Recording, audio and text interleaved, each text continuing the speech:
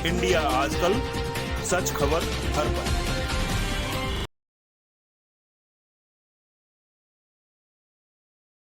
पखाना die चीज कन्ना बिना ना ना ना ना ना ना ना ना ना ना ना ना ना ना ना या चेओ टेओ टेंग टेंग टेओ, ये जबरदस्त हिट गाना था।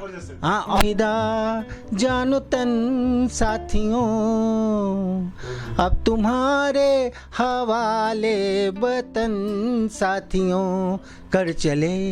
तो आप वैरायटीज देखिए, मतलब है तू है जाने वाले कहाँ जा रहा है, सीमा एक फिल्म आई थी, वहीं पर वो। अभी तक आपने मेरे पिछले वीडियो में प्रतिष्ठित लेखक पत्रकार निर्मलेंदु जी के एक्सक्लूसिव इंटरव्यू का पहला भाग देखा, जिसको आपने अपना कीमती समय दिया, अपना प्यार दिया और उसको खूब पसंद किया। उसके लिए आप जैसे उत्सुक दर्शकों का बहुत बहुत धन्यवाद। जैसा कि पहले वीडियो में आपने जाना कि निर्मलेंदु जी महान गायक मोहम्मद रफ़ी के जीवन पर एक विशेष किताब लिख रहे हैं, जिसके बारे में उनका दावा है कि यह अब तक की सबसे बड़ी किताब होगी। उनके मुद्दा और हुक्मरानों के प्रति निर्मलेंदु जी का आक्रोश एकदम जायज़ है, जिसमें वह पूछते हैं रफ़ी साहब को अभी तक भारत रत्न क्यों नहीं मिला है। निर्मलेंदु जी रफ़ी साहब पर किताब क्यों लिख रहे हैं, इसका जवाब तो हमें उनकी गायकी और संगीत जगत के प्रति उनके लगाव, उनके प्रेम से ही मिल जाता है।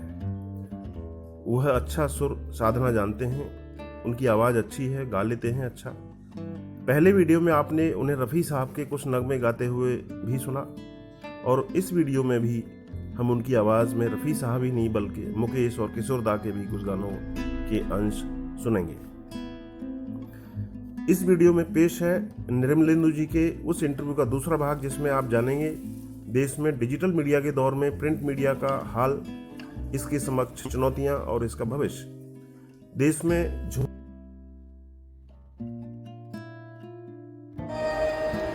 तुम मुझे यूं भुला न पाओगे, हाँ तुम मुझे यूं भुला न पाओगे।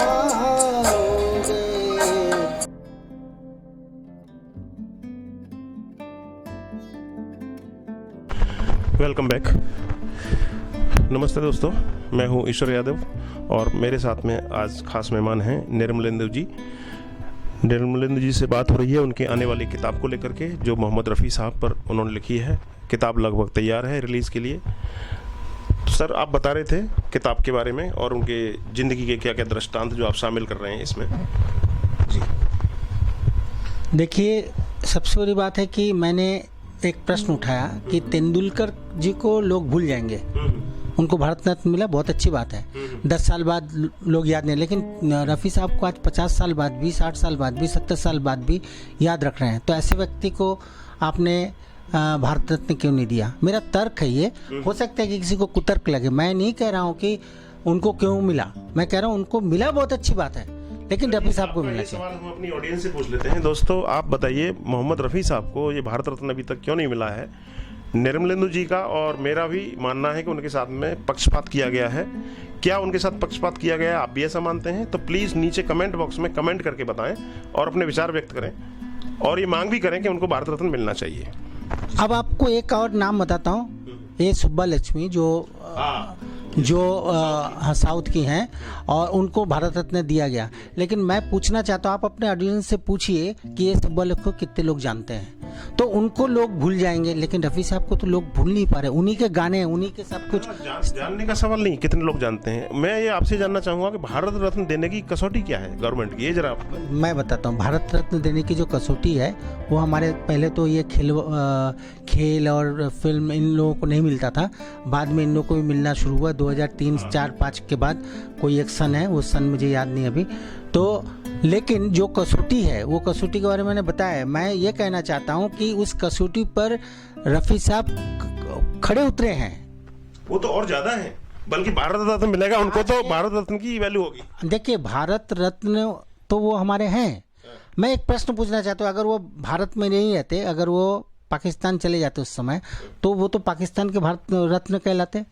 ये तो हमारी खुशकिस्मती है कि वहाँ पर थे, और उनको इसलिए भारत रत्न देना है। उनको भारत रत्न नहीं देंगे तो क्या वो भारत रत्न नहीं कहलाएंगे। उनके गाने मैं बता रहा हूँ। अब जो वो गाना जो आपको याद है, बर्थडे में बजता रहता है, फर्ज का वो गीत, हाँ, कि बार बार दिन ये आए, बार बार दिल ये गाए, तू जिए हजारों साल। तो इस तरह के गाने आज तक, मतलब आप बताइए, ये मेरे हिसाब से 68 के गाने हैं, मतलब 30 साल 20 50 60 साल हो गए। 50-60 साल बाद भी ऐसे गीत चारों तरफ गूंज रहे हैं, लोग गा रहे हैं। बर्थडे में ये गाना, बर्थडे के 2-3 गाने हैं, हाँ, जैसे ये एक गाना है, एक गाना और था राजेंद्र कुमार की फिल्म का। तो वो सारे गाने आज भी जीवित हैं। तो रफी साहब तो जीवित है भाई, वो तो रहेंगे, वो कहाँ गुजर गए। अच्छा दादा, हम ये जानना चाहेंगे आपसे कि ये जो किताब आप लिख रहे हैं, अनमोल किताब लिख रहे हैं इस अनमोल हीरे पर, क्या इस किताब में मोहम्मद रफ़ी साहब के परिवार का भी आपको सहयोग, समर्थन या रिकॉग्निशन है? नहीं, मैंने, चूंकि मैं पता है उनके यास्मीन जी ने किताब लिखी थी, मैंने किताब नहीं देखी, मुझे किसी ने बोला, तो मैंने इसलिए नहीं देखी, क्योंकि आप अगर किसी दूसरे की किताब देखते हैं ना, तब आप कंफ्यूज हो जाते हैं। तो मैंने नहीं देखी। और किताब के कुछ अंश छोटे छोटे टूटे हुए ख्वाबों में हमको ये सिखा, अंश टुकड़े टुकड़े में इधर उधर मुझे मिले, जो कि पहले मेरे पास नहीं थे। तो मैंने वहाँ से जो ठीक लगा, जो कनेक्टेड होता है, जो कहानी लिखने में जिसके सहयोग से हम कहानी आगे बढ़ा सकते हैं, मैंने उन चीज़ों को लिया है। लेकिन मैंने कोशिश की कि एक व्यक्ति पर मैं केवल ये दूं, गानों के बारे में मैंने दिया है, गानों के पीछे के बैकग्राउंड के बारे में दिया है, उस गाने की शूटिंग कहाँ हुई दिया है। शूटिंग हुई तो कभी कभी ऐसा हुआ कि किसी गाने पर विवाद हो गया तो गाना नहीं मिला। ये सारी बातें मैंने इसमें समाहित की है। मेरा मुख्य उद्देश्य केवल यही है कि उनको भारत रत्न मिल जाए, मिलना चाहिए। और दूसरा मेरा है कि पर्पस जो मैंने लिखा है कि एक दर्ज हो कि रफ़ी साहब पर एक बड़ी किताब आई है। मेरा ये 2 मोटो है। और उनके बारे में, उनकी शख्सियत के बारे में लोगों ने क्या कहा, वो छोटे छोटे कोटेशन, किसी ने कुछ कहा, लक्ष्मीकांत प्यारेलाल ने कहा कि वो गजब के इंसान थे, एक ऐसे शख्सियत की कभी कम बोलते थे। हम पहली बार उनके पास गए तो गाने के लिए, तो बिना पैसे लेके, जो पैसे हमने दिए उस पैसे को उन्होंने हमें लौटा दिए, ये कह कर के आपस में बांट लो। तो ये इस तरह की बातें, वो पैसे नहीं लेते थे, एक नए गाय, और सबको हेल्प करते थे। गुलशन बावड़ा का वो जब गीत, वो जो जंजीर फिल्म में वो जो गाना है, जो खिड़की के पास गाना होता है, याद नहीं आता अचानक, तो उस गाने को जब बावड़ा ने लिखा तो उसका यारी है। नहीं लिखा, तो वो उसके बाद जब वो पहुँचे तो उन्हें पूछा, अरे तुम इतना बढ़िया लिख लेते हो, हमें तो पता ही नहीं था। तो लोगों को इस तरह से स्नेह देना, प्यार देना, कभी वो मान लीजिए लोगों का बढ़ावा देना। अब जैसे ये है, जब लता मंगेशकर के साथ उनका विवाद हुआ, ठीक है, तो सुमन कल्याणपुर को उन्होंने जो प्रोत्साहित किया, जिस तरह से प्रोत्साहित किया, तो सुमन कल्याणपुर को तब ऐसे लगा कि लता जी लौट आई हैं, लेकिन वो लता नहीं थी, सुमन कल्याणपुर थी। तो सुमन कल्याणपुर ने उनके साथ अनंत डुएट्स गाए हैं, और सुमन कल्याणपुर को आगे बढ़ाने में उनका बहुत बड़ा योगदान रहा है। तो ऐसे कई से हैं, जैसे शम्मी कपूर, उनके लिए शम्मी कपूर कहते थे मेरी आवाज़ चली गई, ठीक है, तो उनकी सचमुच आवाज़ चली गई, क्योंकि शम्मी कपूर ने पूरे जीवन में इक्का दुक्का 2-4 फिल्मों में शायद एक आध गाना दूसरे किसी से हायर किया होगा, कंठ मिलाया होगा, लेकिन रफ़ी साहब को उन्होंने कभी नहीं छोड़ा, राजेंद्र कुमार ने कभी नहीं छोड़ा। अब देखिए ये लोग सब, राजेश खन्ना ने छोड़ दिया, राजेश खन्ना की शुरू की फिल्में सब देखिए, तो वो सारी फिल्में रफ़ी के गाने भरे होते थे, और लेकिन बाद के दिनों में किशोर कुमार के पास आ गए। किशोर कुमार उनके साथ, जब से वो आराधना हिट हुआ है, उसके बाद किशोर कुमार ने वो बाजी मार ली। कई लोगों ने उन दिनों कहा कि रफ़ी साहब जो है निस्तेज हो गए हैं, उनका वो रुतबा नहीं रहा, लेकिन रफ़ी साहब ने फिर एक वो हम किसी से कम नहीं फिल्म में एक गाना गाकर उन्होंने नेशनल वो लिया, अवार्ड लिया। तो बहुत से और भी कई तरह के गीत हैं। तो दादा अभी समय हो रहा है, थोड़ा लेते हैं ब्रेक। तो दोस्तों आप ये बातचीत देख रहे हैं निर्मल दा के साथ में। इनको मैं निर्मल दा ही प्यार से बोलता हूँ। निर्मलेंदु जी जो मोहम्मद रफ़ी साहब पर किताब ला रहे हैं, इनके पास में अनुभव का खजाना भरा पड़ा है, जिसको आज हम चुन चुन करके आपके सामने पेश कर रहे हैं। उम्मीद है आप हमारे इस वीडियो को पसंद करेंगे और इसे दोस्तों में शेयर करेंगे, लाइक करेंगे, नीचे कमेंट करेंगे।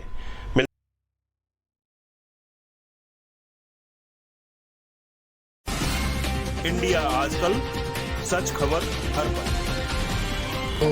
दोस्त ना रहा, प्यार प्यार ना रहा। हेलो दोस्तों, आप देख रहे हैं इंडिया आजकल और आज हमारे साथ में हैं निर्मलेंदु जी, जिनको मैं प्यार से निर्मलदा बोलता हूँ। मेरे भाई जैसे हैं।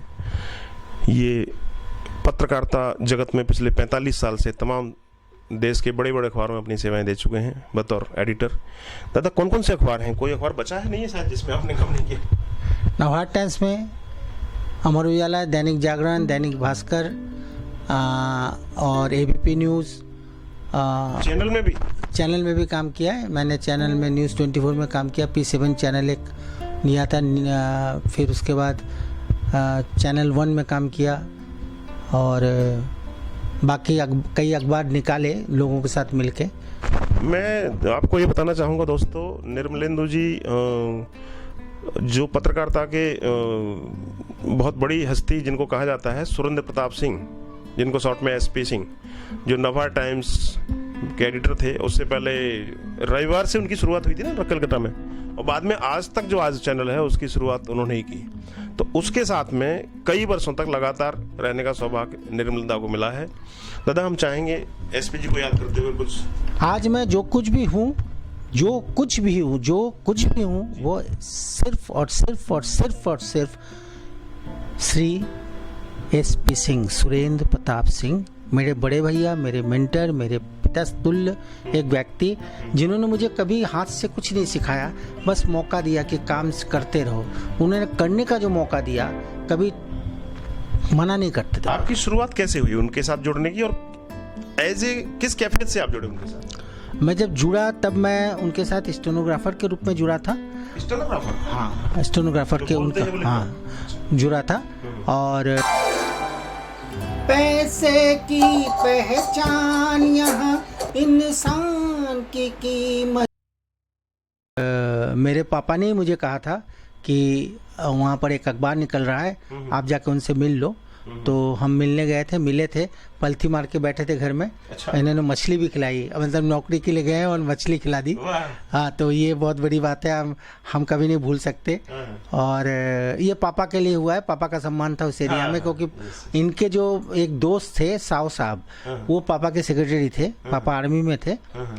तो इस तरह से शुरुआत हुई। फिर आस्ते आस्ते उन्होंने जब मेरे हुनर से अपनी देखा कि ये आगे बढ़ सकता है, तो उन्होंने आस्ते आस्ते जर्नलिज्म का काम शुरू करवा दिया। अच्छा। लिखना पढ़ना और किताब मतलब एडिटिंग करना, ये सब आस्ते आस्ते मैं सीखने लगा। और सीखते आपने प्रूफ रीडिंग भी किया उनके साथ? हाँ बिल्कुल, प्रूफ रीडिंग की है, क्योंकि स्टेनोग्राफर के बाद सबसे पहले मैं प्रूफ रीडर बना, फिर चीफ प्रूफ रीडर बना, मतलब एकदम सब एडिटर बना। फिर नवभारत टाइम्स में आए, फिर sub editor, senior sub editor, फिर assistant editor, senior assistant editor, Dainik Jagran. हाँ, दैनिक जागरण मैं जूता घिसना से लेकर चंडी पाठ तक मैंने किया। उनके साथ में एडिटर बन गए थे आप किसी अखबार के, या? उनके साथ मैं नहीं, वो तब तक चले गए थे हमें छोड़कर। अच्छा। हाँ, वो चले गए थे। उनके सामने में बना, उनके साथ नहीं बना। उनके सामने बना मतलब अक्षर भारत करके एक प्रोजेक्ट आ रहा था, उसमें मैं एडिटर बन के कलकत्ता चला गया था। अच्छा। नवभारत टाइम्स छोड़ के गया था। जी। तो दादा इसी से मिला जुला सवाल है कि आज जो डिजिटल का दौर है जिस तरह से, उसमें प्रिंट मीडिया का क्या भविष्य नजर आता है? देखिए, प्रिंट मीडिया का भविष्य ऐसा है कि जो बड़े बड़े 5-6 अखबार हैं, 5-7 अखबार हैं, वो रहेंगे, उसको कोई मिटा नहीं सकता। उनका जो रुतबा हो सकता है कम हो जाए, सर्कुलेशन कम हो जाए, लेकिन लोग आज भी सुबह उठकर अखबार पढ़ना चाहते हैं। छोटे छोटे अखबार नहीं रहेंगे, क्योंकि छोटे छोटे अखबार जो थे, जो निकलते थे, कुछ लोग अपना रोजी रोटी कमा लेते थे, वो अखबार बहुत से बंद हो गए, बहुत बंद हो जाएंगे, क्योंकि जो सरकारी विज्ञापन आते थे वो मिलना बहुत कम हो गया। मतलब पहले अगर 100% में 30% भी 25% नहीं मिलता है, तो लोगों की रोजी रोटी का जो एक जरिया था, वो जरिया इस सरकार के आने के बाद एकदम खत्म हो गया है। और उससे मैं व्यथित भी हूँ। मैं कहता हूँ कि आप अगर किसी को कुछ दे नहीं सकते, कम से कम बहन माँ बेटी ना कोई, पैसे का सब रिश्ता है, तुम छीनो तो मत। तो मुझे इस सरकार से ये गिला शिकवा है कि इन्होंने छीना है। इन्होंने, सरकार ने तो काफी कुछ छीना है। लोगों की नौकरियां छीनी हैं, लोगों के रोजगार छीने हैं। अखबार का तो वरिष्ठ नागरिकों को एक ट्रेन का वो 50% दिया जाता था, वो भी बंद कर दिया। अब सुना है कि ये एयर इंडिया 50% उसमें दे रहे हैं, रिबेट दे रहे हैं। एयर इंडिया में कितने लोग जाएंगे भाई? मतलब ही नहीं कुछ। तो ये जो सारी चीजें कर रहे हैं, जो आप जो दूसरों ने दिया है, आप उसको छीनो मत। आप दे ना सको कोई बात नहीं, मेरा ही अपना खुद का मानना है। मोदी साहब के आने के बाद में एक और दौर देखने को मिला कि अखबार यानी प्रिंट मीडिया या जो भी चैनल मीडिया है उसको लोग गोदी मीडिया कहने लगे। और मेरे ख्याल से उसी से व्यथित होकर के आपने भी एक किताब निकाली, सपनों के सौदागर। सपने जो किताब निकाली, उस किताब में मोदी जी को मैंने एनालिसिस करके मोदी जी के बारे में बोला है। मैंने मोदी जी की को ना गाली दी ना मैंने कहा। मैंने सीधा कहा कि मोदी जी जो कर रहे हैं, जो कहते हैं वो करते नहीं, और जो करते हैं वो गलत है। इस बात को मैंने उठाया। और रही गोदी मीडिया की बात, आज भी अपने स्टैंड पर सच है आप? हाँ, आज भी मैं अपने स्टैंड पर सच इसलिए हूँ क्योंकि उन्होंने जिस समय आए वो झूठ बोलकर आए। और झूठ बोलकर आए मतलब आप नोटबंदी कर दी, फिर जीएसटी लगा दिया, लोग परेशान हो गए जीएसटी से। नोटबंदी में कितने लोग मारे गए, आपने कभी किसी से माफ़ी नहीं मांगी, कभी कहा नहीं। तो इन सब बातों से मुझे फ़र्क पड़ता है, क्योंकि मैं सेंटिमेंटल हूँ। मुझे लगता है कि ये गलत बात है। आप झूठ बोलते हैं तो मैं आपको नकार देता हूँ। एक झूठा आदमी पीएम बनता है, उसके बाद में वो रिपीट भी होता है, ठीक है? तो क्या आप इस देश के सारे लोगों को झूठा कहेंगे जिन्होंने उनको नहीं, एक्चुअली उनको समझ नहीं पा रहे हैं, क्योंकि वो आराम से बैठे रहते हैं। उसका जब इलेक्शन आता है तब वो जिस तरह से लोगों को नहीं, उनमें दिलीप कुमार और उन्में क्या कहते हैं, राज कपूर और देवानंद, तीनों की कलाएं मौजूद हैं। वो उनसे बड़े एक्टर हैं। मैंने सुना डायलॉग भी अमिताभ बच्चन से सीखे उन्होंने। नहीं, उन्होंने सीखा है कि नहीं ये मुझे नहीं सुना, लेकिन मैं कहता हूँ कि वो ये सब क्या एक्टर थे, इनसे बड़े एक्टर दिलीप कुमार, देवानंद और राज साहब से बड़ा कोई एक्टर नहीं है। आप मान रहे हैं ना, लेकिन मैं कह रहा हूँ मोदी जी से बड़ा कोई एक्टर नहीं है। नहीं, सही बात है। तो उनके आने के बाद में ये गोदी मीडिया का रूप देखने को मिलेगा, ऐसा आपने कभी सोचा था? देखिए, गोदी मीडिया का इसमें कोई वो नहीं है, मतलब दोष नहीं है। दोष इसलिए मैं नहीं दूंगा, मैं तर्क देता हूँ। क्योंकि देखिए, गोदी मीडिया में जो लोग काम कर रहे हैं, हमारी तरह भाई बहन है, हमारी तरह लोग हैं, तो मालिकान जैसे चाहेंगे वैसे ही चलना पड़ेगा, नहीं तो आपको पकड़ के हटा दिया जाएगा। सबका रोजी रोटी उसी से चलता है, तो वो अपना धर्म, मतलब उस धर्म को मान कर अगर चलेंगे तो फिर तो उनका घर नहीं चलेगा। लेकिन सर, मैंने सुना है कि मोदी साहब ने जिन अखबारों को ऐड दिया, उनको तो सालों से पेमेंट ही नहीं मिला है। सरकार उनको ऐड दे जरूर रही है, लेकिन पेमेंट कहाँ कर रही है? नहीं, या कर रही होगी तो थोड़ा बहुत कर रही होगी। ऐसा नहीं, वो भी बेचारे मारे गए ना। नहीं, ये गलत रिपोर्ट है आपके पास। अच्छा, सबके पास ऐड क्या? सच्चाई यही है कि जो ऐड मिल रहा है, उस ऐड का इन लोगों को बड़े जो सारे अखबार हैं, इन लोग को ऐड पैसा, हाँ, चैनल है, अखबार है, सबको पैसा जा रहा है, सबको पैसा मिलता है। हाँ, सबको पैसा मिलता है। ये झूठ है, ये किसी ने झूठ फैलाया है। सबको पैसे मिल रहे हैं।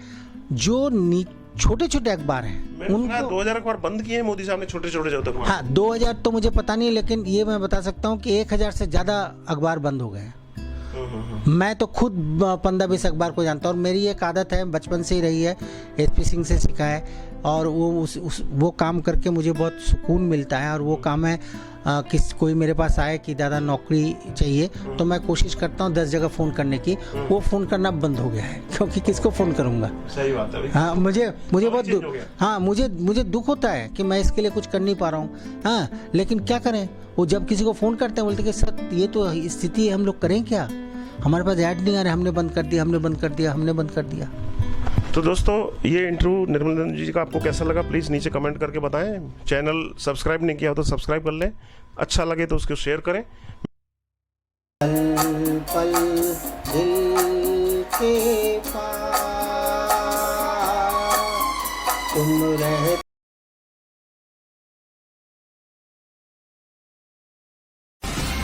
इंडिया आजकल, सच खबर हर पल।